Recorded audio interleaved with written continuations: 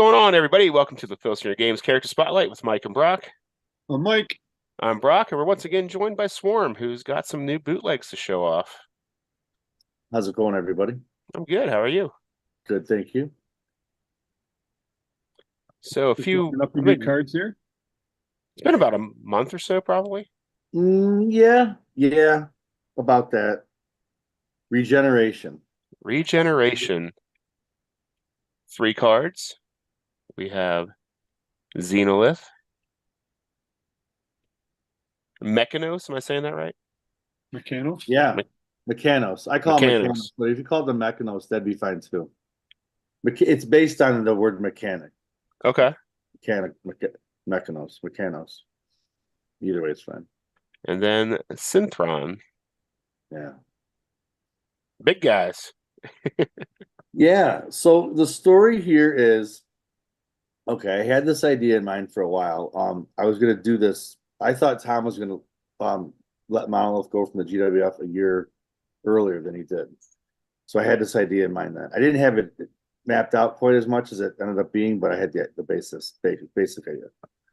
So big guys, and I wanted them to be the monolith of tag teams. That's why they're 7-footers.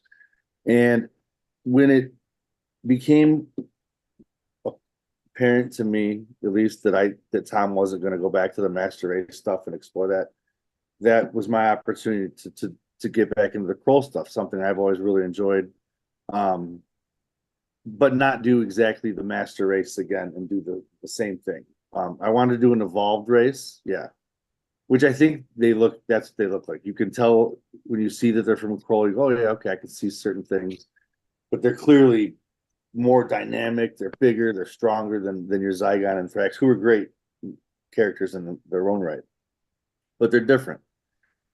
And I wanted these guys to both be really intelligent, especially Mechanos.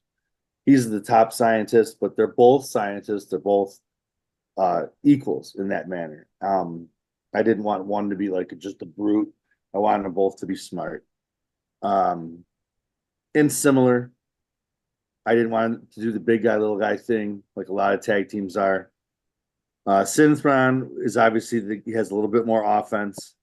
Mechanos, a little bit more defense, but for the most part, pretty equal.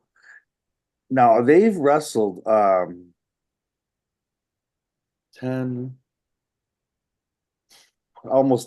matches for me, and I've been surprised. They've been upset a couple times by teams that I would not think that they could lose to. So they're still feeling their way around my Fed. Very good. They beat the Greek gods, who are my tag champs on, and the Kronos Greek gods, not the 87 cards. So they're very good. I like the story. I knew I had to wait to do this tag team till Monolith was available, and I like the story of the Dark Menace forgetting about Monolith years ago, basically, but him still being important to the rest of the Kroll race. So that's what I was trying to go over in the story. So that kind of once that was all out of the way, and Monolith was that guy where a lot of wrestlers could like move on with life after wrestling. Monolith was that guy I always thought would have a very hard time transitioning because of the way he was brought into the Fed. Everybody knows everything about Monolith. I don't have to repeat it. So once the Dark Menace discarded him and he was done with his, and then the other guy from Catholics, Vizik, whatever his name is, he abandoned him too. That's how I envisioned he would treat his after career. He would go back to the only thing he knows, which is the beginning. And he would actually call out for the Dark Menace to come back and basically like rescue him, take me back to the beginning. And obviously the Dark Menace was nowhere to be found, moved on to bigger and better things years ago. But these two guys did find him in that opening story, in that bio. And I didn't get into a lot of details, but it's all there. They regenerated him, and they basically built him back up, much like a Frankenstein monster would be. And Mike, when you first saw this, you texted me. You said you were surprised about Xenolith having the 0 finish on level 1. So there's a story here. anything this powerful is only going to be powerful for a X amount of time. And when I did the Xenolith card, I had a debate with myself about doing a full body or doing it up close, classic.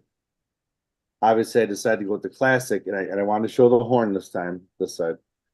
And I did that because the plan is to eventually do a little bit lower powered Xenolith card where that finisher on add one's like an add one maybe. And the roll finisher is like a +3, something like that. I don't know. I haven't decided yet. And then the art will be as full body. You'll see everything.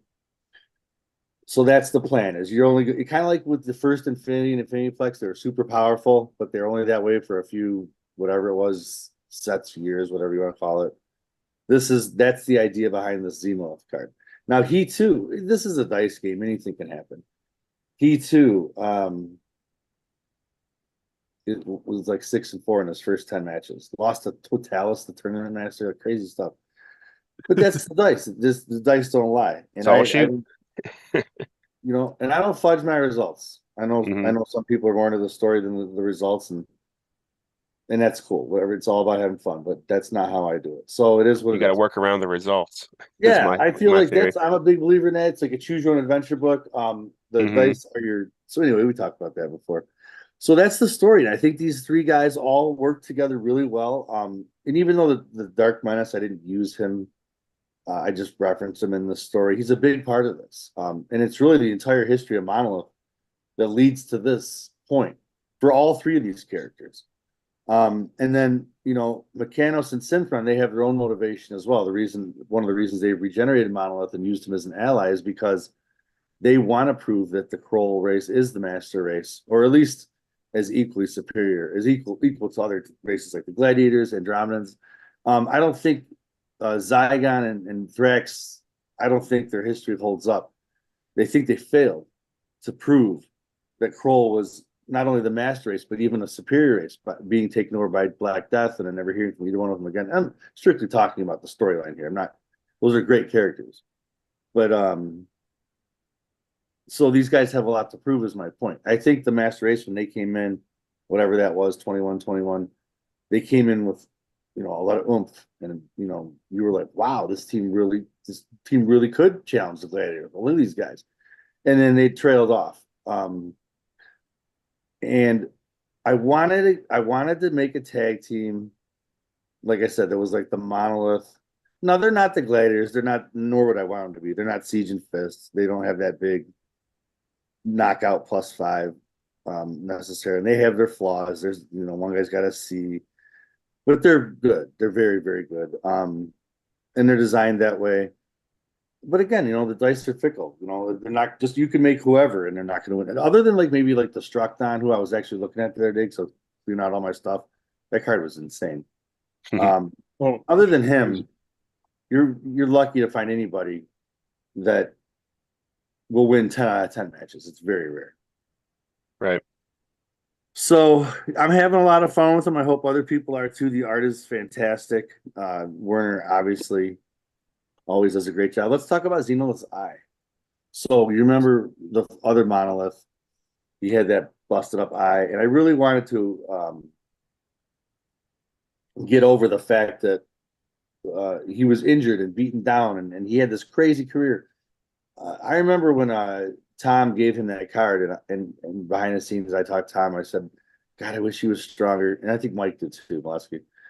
And Tom kind of explained, he's had these crazy feuds with the Overmaster his whole career and other guys, and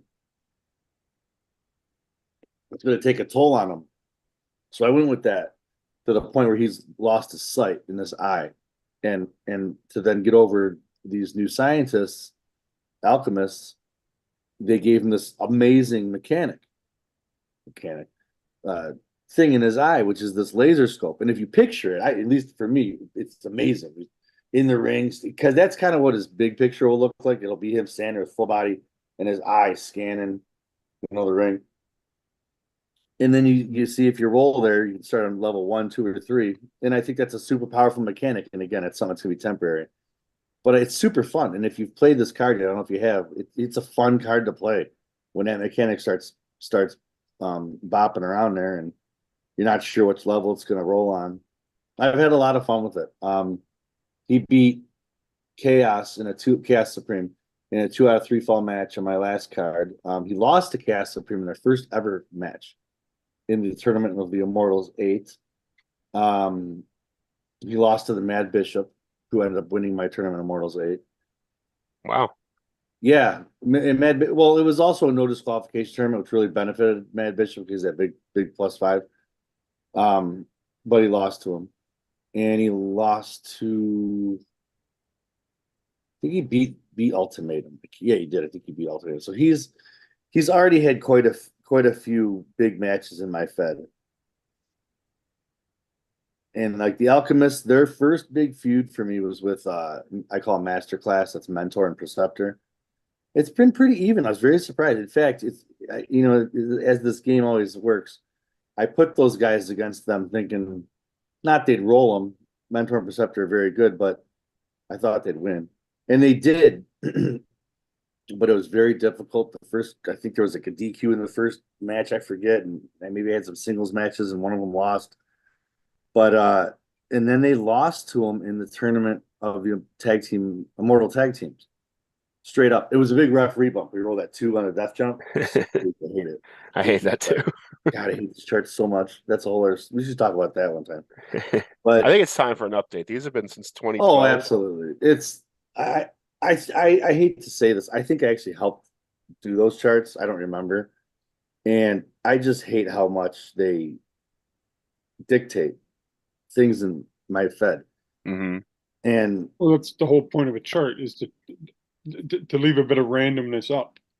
Yeah, a bit for sure. I think it's a little too much. It's just like if you're an A, you should have a better chance than a guy with a C.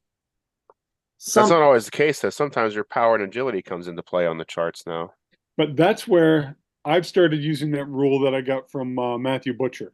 Yeah. The agility and power ones don't bother you as much as the ones that bother you the most. Well, okay, I take that back. There's one roll on Death Jump where if you roll like a 10 or 11 or 11 or 12, and you have better agility, you reverse it. Yeah. But you also like reverse it on the low rolls. So it's like, unless you roll something in the middle, it's almost like an auto reverse chart. If you have an A, it's just, and then the out of the ring thing that bugs me is you roll too low, and you have a high propensity for disqualifications because you're constantly rolling disqualification on those turnarounds. And not only that, and then you get a turnaround. So if you get these guys with A rings, I've been trying to be more conscious about giving guys Bs, and I think it's getting better across the board, Centra, GWF, but I've been trying to be more conscious of that. I don't think everybody should have an A. Anyway, the guy can turn around so easily. So it's almost like a guy gets hit with a level 3 move.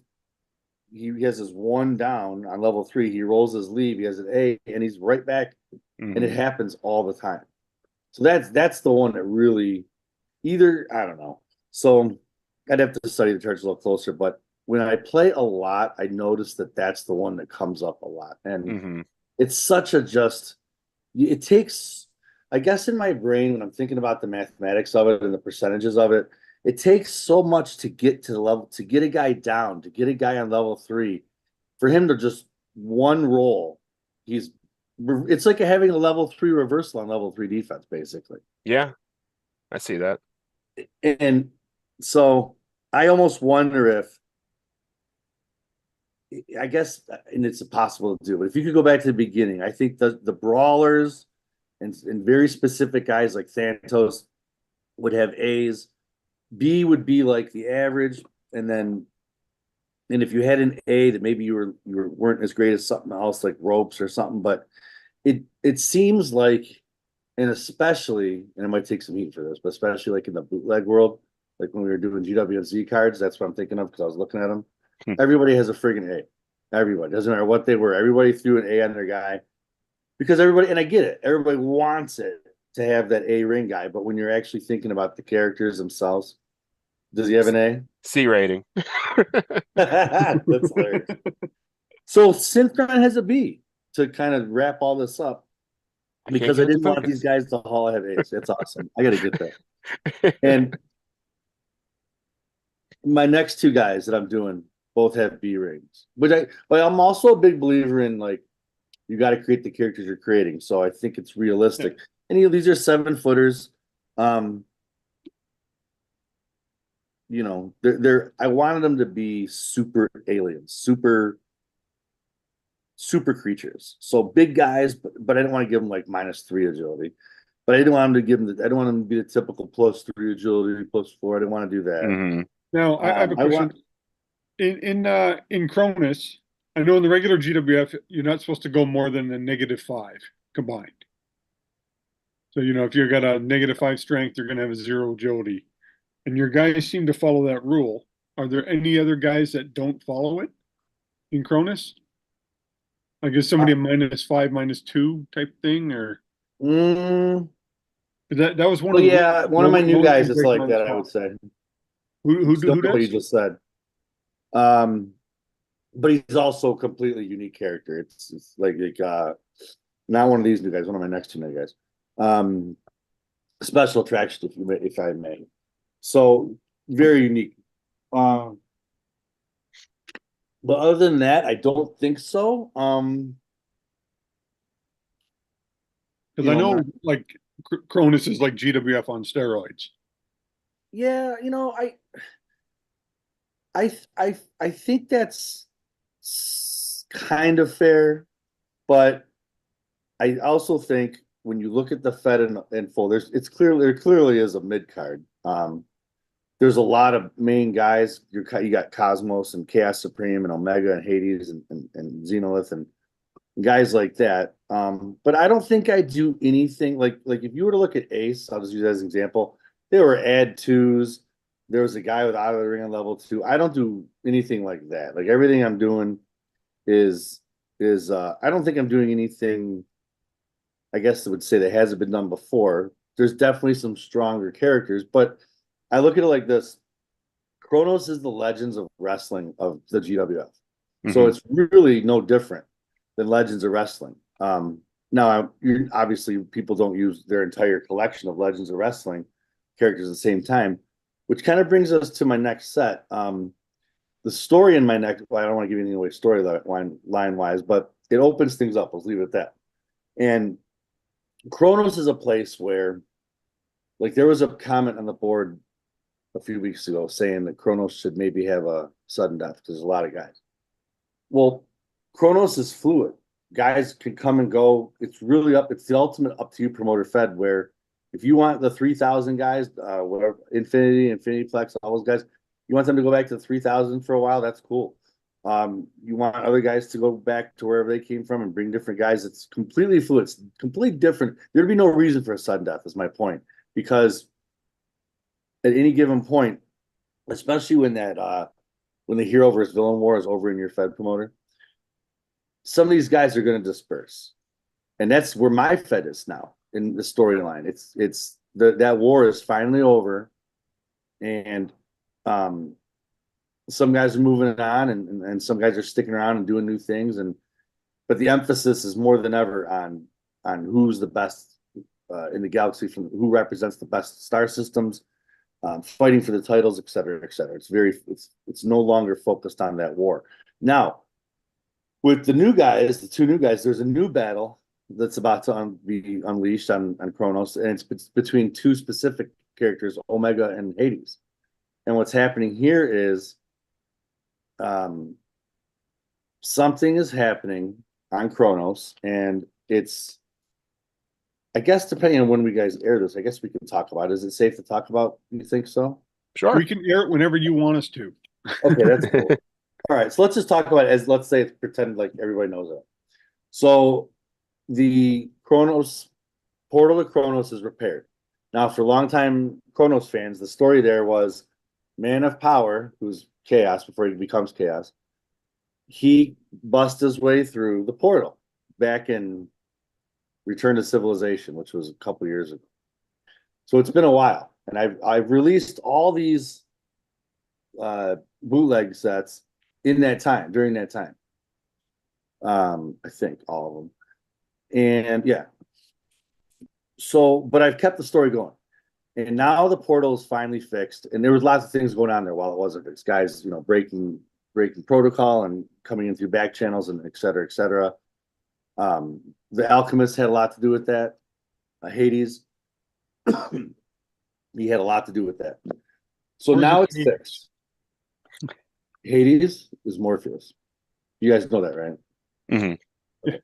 Mike, I don't know if you're caught up on your Kronos history yet. So if I say something you don't know, just stop me and I'll explain.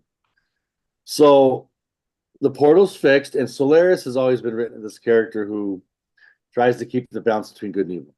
So that's what he's doing here. There's a big debate on who should control the portal, Omega or Hades, and he lets them settle in the ring. And part of this new battle for the control of the portal is they each get to choose one guy to bring forward. And if you've read the PDF handbook or whatever it is, and gotten my new cards, you know that Omega chose Big Superstar. And Big Superstar is obviously a classic character from, do you guys remember when the blue one came out? Yeah, it was the blue set. Yeah. One of the birthday, was it? It was 3,000, wasn't it? Oh, was I it remember. 3,000? Was it 20? 3,000? Or is it 84? Oh, 84. I think that's probably. Is it 84? Yeah. So he's never had a color card. He's never had anything other than that. And I always enjoyed using that card. And if you read the PDF, you see why Omega chose him. He had lots of good reasons there. Made sense. And he's got a cool mechanic here. I did the whole Hogan, whatever he calls it, Hulkamania stuff. Hulking out. Hulking up. Now this is called Star Power. That's right. You don't have the card to look at this. So he's got a mechanic on the bottom of his card. Once per match, Big Superstar experiences Star Power, ending with Atomic Leg Drop +1. Now he's got Atomic Leg Drop +3 as his finisher. So when he does this reversal thing, it's just a +1. I don't want to go crazy with it. I don't want him to come in and be like the best guy. After his opponent has his finisher, opponent rolls pin. This can only happen once per match. So okay. I write this in the bio. You can only fit so much on these cards. Right. And I don't like going past like 3 lines. So anyway, it's explained in detail in the bio, which I'll even show you. Where is it? I got it around here somewhere. Oh, right here. There's the cover. That's the PDF. Oh, nice. And thanks to Hexstar, Billy Roberts. Billy Roberts. Yeah, he helped me with that. He's great. Yeah, and he does some good bootlegs. He's been on. What's that? He's been on talking about his bootlegs. Yeah, he's a good guy. I talked to him quite a bit actually offline.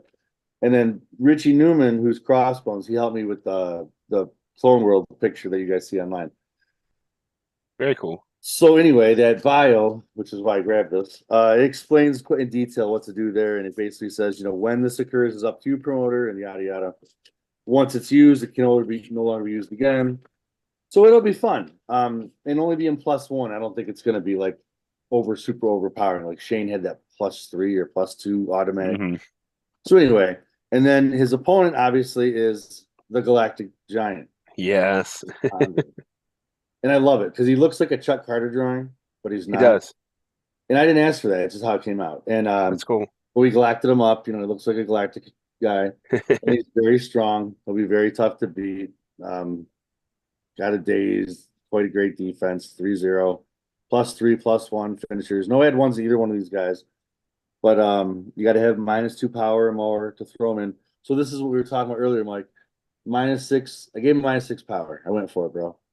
And +2 agility. Because there's a lot of especially on Kronos, which we talked about, like you said, on steroids, there's a lot of guys -5. There's density, there's Chaos. Chaos Supreme can be -6 with his Alpha Stone mechanic. And I wrote that in the bio, that he's the only guy who can match power with the Galactic Giant, but he needs the assist of the Alpha Stone to do it. So that's a great side feud for him. It's in the bio. Nice. There's a few guys with -5 power. There's a handful. So I needed this guy to really stand out above them all. And he does. And, we'll see how people use him. But he's kind of just like Andre would be. He's a special attraction card. Hmm. And he gets brought, and I wrote it just like that, where he gets brought in by Hades as a hired assassin. He doesn't care one way or another about this battle for the portal. If he beats the big superstar, he'll just hand over control of the portal to Hades, and that'll be it. Makes him a supervillain. And the few people who have seen him, who saw them so far or whatever at this point, really liked him. So I always like to share a little bit with people, like I showed you the art, Mike, just because if there's anything there, I like to get feedback, and I only show it to trusted people who would be honest with me. Kevin Butch is one of those people. He's honest with me about stuff. So yeah, I'm real happy with how these guys came out, and the whole Clone World thing was inspired to me by my very super good friend, almost like a cousin, Joe Scully, because Joe Scully was telling me about how he used Nikita Koloff, the actual Legends card, in his Kronos Fed. He runs a big Kronos Fed, like everybody should, and he used Nikita Koloff, and he gave him like some name, the Russian something, but he used him on Kronos. And as a Legends guy, he asked me, he's like, "Do you think that's crazy?" I'm like, "No, I think that's awesome." Like, and when I had finished Regeneration, I didn't have any future ideas in mind for anything Kronos. I knew I'd do something eventually. I knew I was probably do something for GalactiCon, but nothing idea. So that's what inspired me. So everybody thank Joe Scully if you like these cards. Cool. Hey, got a question about Joe Scully here. Because the Legends guys were doing the well, now I don't know if you listen to the Legends podcast. Yeah, sometimes I'll listen to it in the car with Matt going to GladCon for sure. But they'll talk about the other the old GWF promoter. And so they were talking about Joe's cousin who used to come to GalactiCon, Drew Flynn. Oh, I didn't know he had a cousin. Yeah. So Joe Scully, and they used to show up to the con together. Who was it? Drew Flynn. Drew Flynn. Okay, I've never even heard that name. Yeah, me neither. I'll have to ask him. There's actually pictures of him in some of the early promoters. Okay, I talk to Joe all the time. I text him tonight. I'll ask him. He's not going this year, unfortunately. His family scheduled their family vacation at the end of June. This is before GladCon was announced because he was going to go. We were all going to go together, me, him, and Matt. They moved it up a couple weeks. Yeah, exactly. But whatever. I get it. I'll make it. But it would have been nice to see him. I hear it's going to be. I mean, who knows? I hear it's going to be a pretty good turnout. Hope so. You guys always a good time. Yep. Jamestown's an easy trip for me. Yeah, us too. Not too bad. Especially Matt drives anyway. He loves driving. Takes his frustration out of the world when he gets behind the wheel. You should see it. It's crazy. Sounds fun. I drove with you guys once, but it was you, Matt, and Brett years ago. Yeah, that sounds about right. You guys drove through Canada to pick me up. Oh yeah, that was forever ago. That was 15 years ago. That was over 20 years ago. 20 years Wow. ago. Yeah, that was a long time ago. Yeah, I remember that. I remember being at your house. Yeah. Yeah, that was wild. That was a long drive. Oh, because instead of just going this way, you guys just went this way. It was still 3 hours either way. Actually, I take that back. It might actually be shorter going through Canada. Yeah. I don't mess with that way anymore. Not anymore. But it's not bad. I think Matt said that we're going to go to Buffalo first to hit up the restaurant, Elio's, and then we're going to hit up Jamestown after. Yeah, so I was going to go to Buffalo to do the Destroyer Golf, and they were asking me about going to the restaurant, but I'll be coming down with other people, so I didn't want to speak for them if they want to go or not. Because for us to go, it's like $55 for a meal. Yeah. Because of conversion rate. And I'm like, that's a lot for one person. Yeah. It's going to be a lot no matter what, I think. Like if you were just one person going to a restaurant, what you would normally pay, I don't know, we'll see. Yeah. But it'll be fun. I'm looking forward to it. I love Italian food, so. Like if it was me, yeah, I'd go, but I can't speak for two other people. I'm not doing the golfing. It's too early in the day. That's what I Plus, was I wouldn't saying. want to golf and get all sweaty and then go sit and have dinner and It's not shower. Tim said it takes him 45 minutes to go golfing. And you only Oh, use like really? It's three that cheap. clubs. Well, okay. So What it's if you not like, suck? because real golfing is like, you may as well just cancel your plans for a few hours. Right. No. Everything's like two or three. Everything's like a par two or three. Tim has like 18 holes in one Oh, on that Jesus. How course. hard can it be then? Yeah. If Tim can get a hole in. Okay, but we can segue back from Galacticon to your five bootlegs that you've created for the game. I consider these official cards. Oh yeah, I will too. Thank you. No And problem. I think, and I think most people do. I don't want to speak for other people, but I get a lot of emails and PMs about these things and people asking me, not only thanking me, but asking me to continue. Hmm. And, I'll say this. This is the ultimate compliment to Tom, to Mike. There's so many great creators and so much great content. Even I admit this on the board. I kind of bagged on the Aetherian Soldier cards. They're not bad. They're pretty good. I used them for the first time ever, which I guess I should probably use stuff before I talk about it. There's so much great content. It's impossible to fit it all in at the same time. So this is my solution to my Kronos cards. And, I don't do anything different with them than when they're released officially. Nothing, not one thing. Hmm. Other than Mike mails them. I guess, he used it with his printer, but which there's really no difference. But yeah, thank you. And I feel the same way. And in fact, the way these cards are made, if and when, and I've told Tom this before, working together, if we get back to Kronos, I would like all these cards to be official, offering them to anybody who hasn't received them. Pick up where we left off. Here's this bonus pack, and there you go. Because I've got copies and stuff, and I could get, if I had to get a couple more of each printed, I could. And if not, that's cool too. But I wanted to make sure I didn't want to do anything different with them because they are official. They're official in the story. They're official in every other way. So if we do get back to selling Kronos cards officially, Tom gets back to selling Kronos cards officially, I want all of these cards to be available. If not for purchase, just give them away officially. So they're part of that story.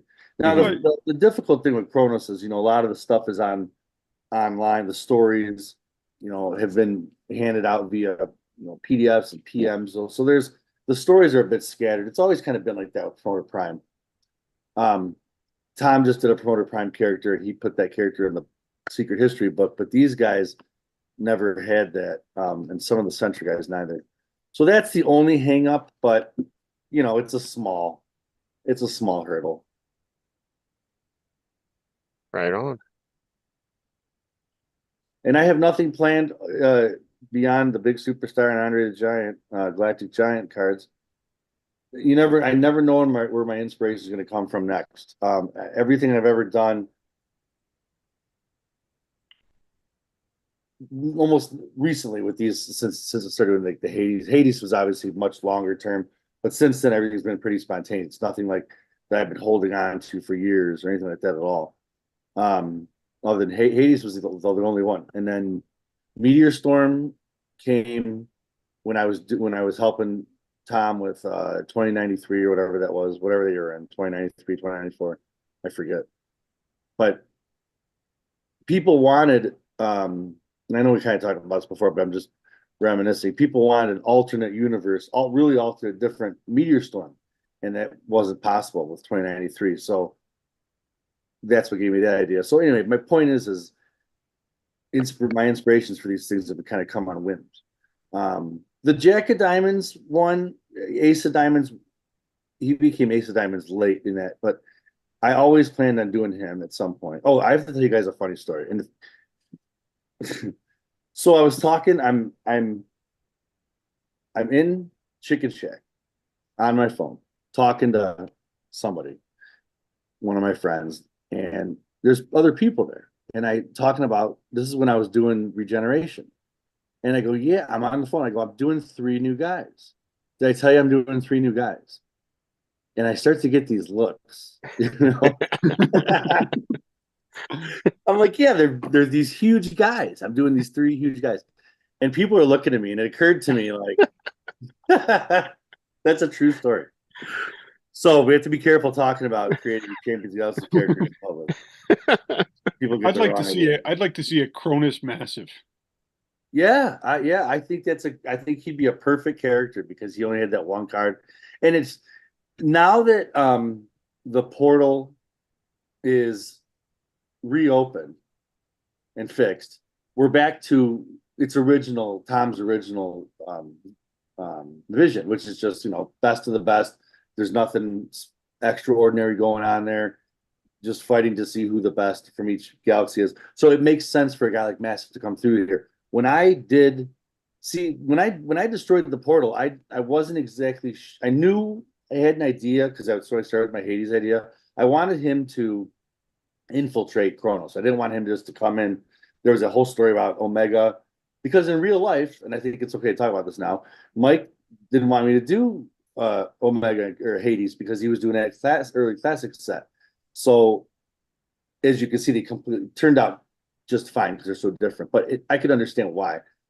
But I used that in my writing. That like Hades was like Omega tried to keep me away. He didn't want me to be here, so I used that in my writing.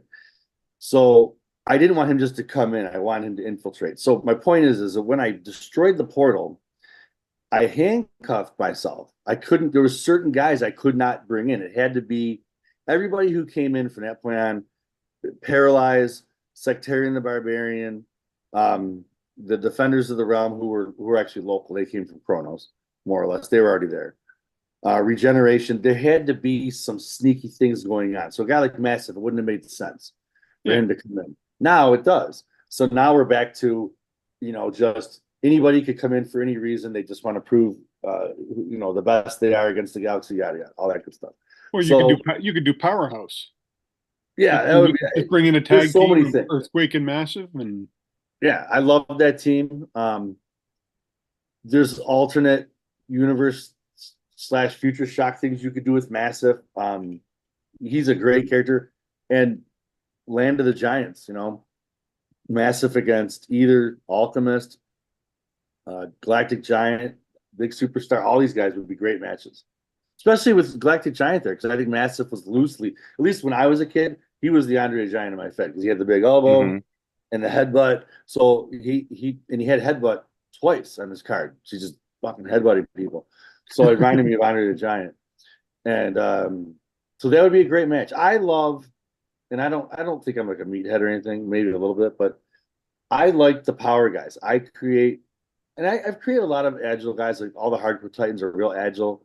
But I think deep down in my heart, I prefer the power guys more. So I have a lot of the -5 guys. On Kronos, I like that Chaos Supreme against Xenolith. I like that. I was going to say -5, -5, -4. Yeah, these last few guys.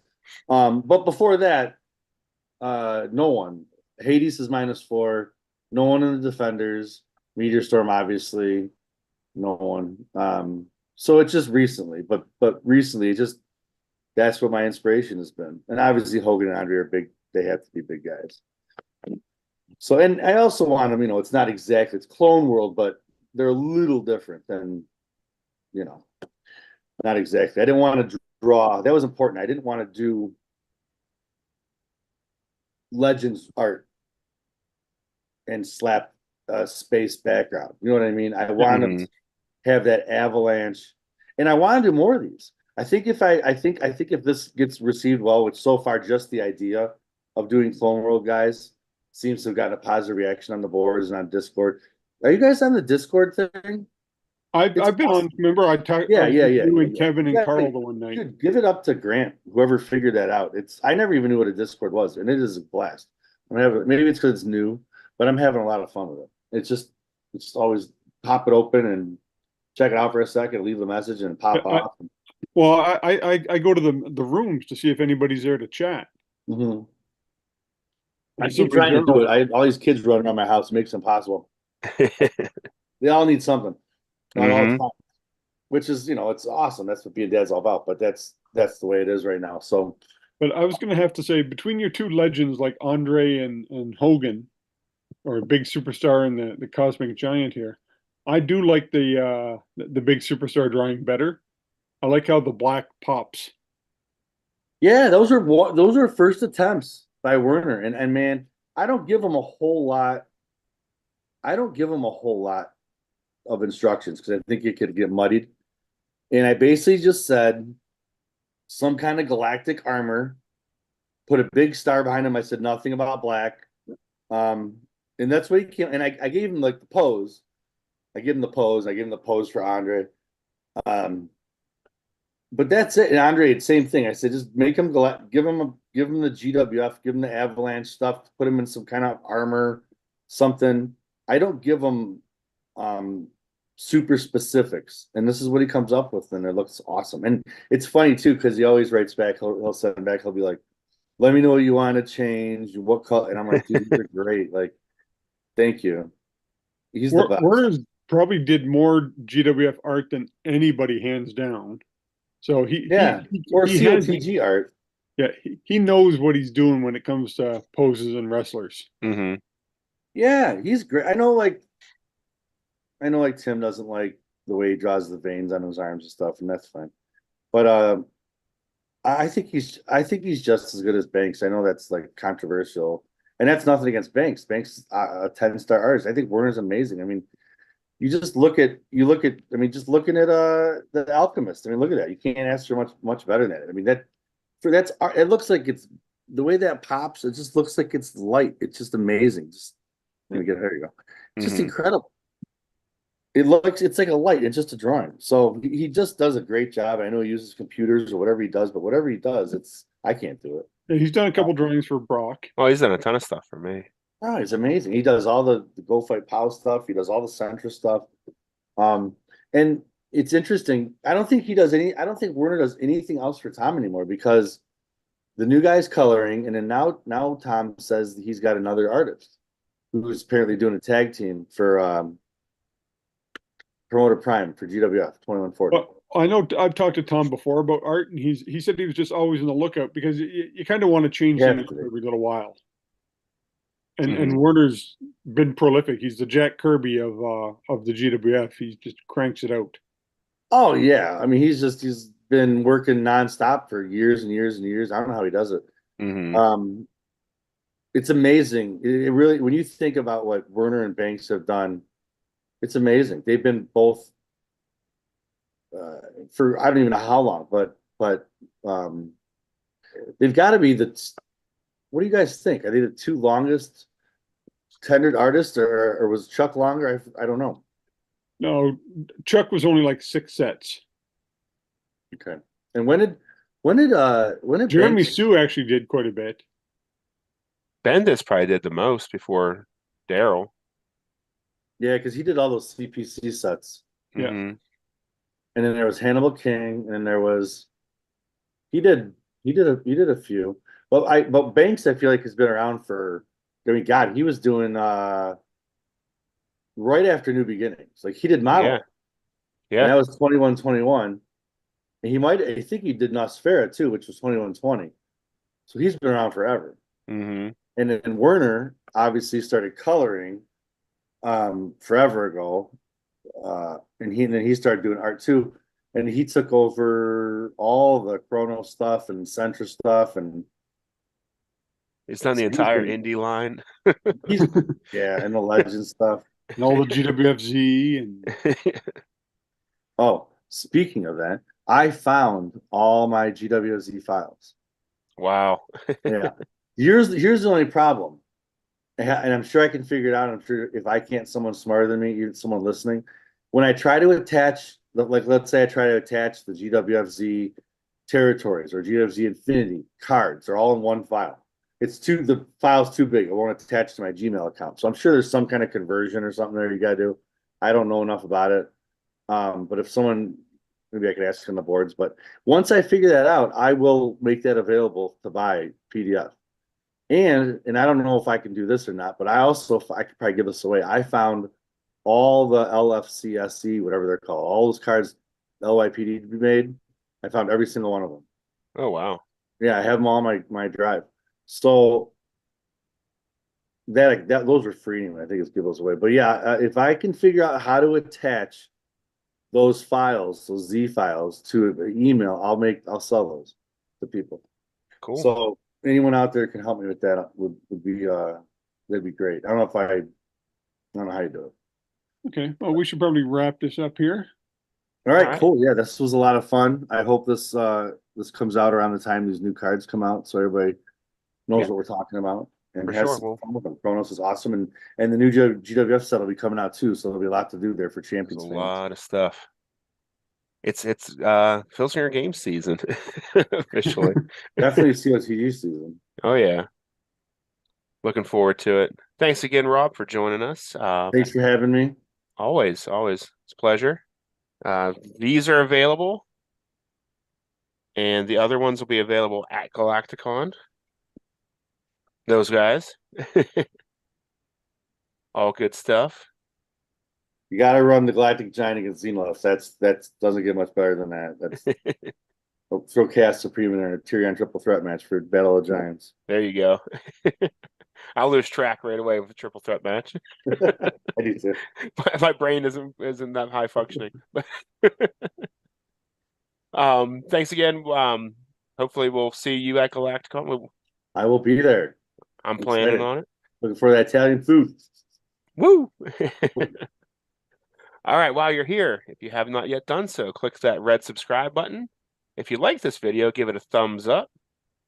If you've used these cards and you want to give your feedback and how you've used them, please leave a comment below. While you're here, scroll on down to the description. You'll find all of our friends who make Filsinger Games related content, including the official Filsinger Games podcast roll-up, Uncharted Territory from the Legends team, Dizzy Dice from Lee Longpree, Solo Promoter from Grant Pachoco. Grant's also on YouTube. You'll find Bucky749, Brad Plays 81, Dave Little's Heartland Championship Wrestling, and After Further Review, also here on YouTube. I stream a bootleg fed on Twitch every Tuesday, Friday, and Sunday night at 9 p.m. Eastern. We're currently giving away Mighty Marble cards. If you stick around for the video game afterwards, you can win one of these. Mike just won one last week, so it's not rigged if he got one. And yeah, so hopefully we see you all at GalactiCon. This video might drop after GalactiCon, so hopefully we saw you all at GalactiCon either way. So until next time, everybody, have a great one. We'll see you. Good night. Later.